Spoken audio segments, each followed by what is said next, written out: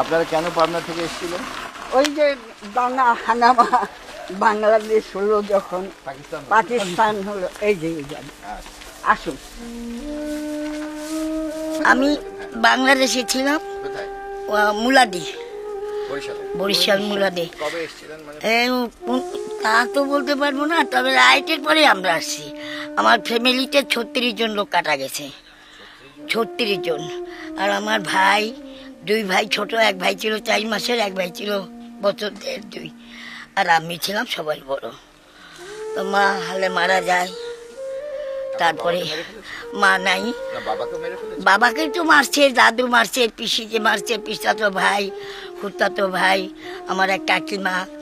এখানে আনার পরে মা এখানে এনে ওই প্রোডাকশন সেন্টারে আমরা কাজ করতাম, অফিসে ওইখানে আছে, ওইখানে যে কাজ টাজ করে ওই 30 টাকা তখন বেতন পেত সেই তখন। হ্যাঁ, ওই দিয়েই আমরা কোনো রকম জীবনযাপন করি।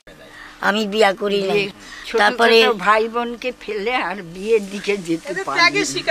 আমার স্বামীকে তো আমার সামনে কেটে ফেলো। ওই আমার মায়েরও তো তাই। আমার এই 1 বছরের ছেলে ছিল তখন। আমার মাকে কাটটা বাবার মাথাটা আমার মায়ের বায়ের হাতের উপর ফেলাইছে।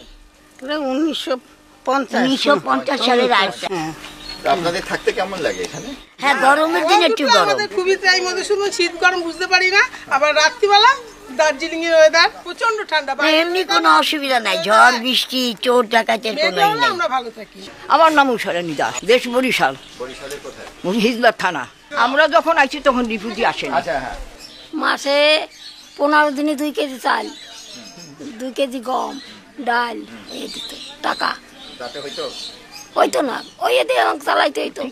আমি কাজ করে রেখেছি বাবা, চাল নিয়ে গেছি, চালের ব্লাক করে আনছি, পোলাপানে রেখেছি। এই আমার নাতি, এখান থেকে ঠাকুরনগর থেকে চাল দিয়েছি, দিয়ে শিয়ালদা দিতাম।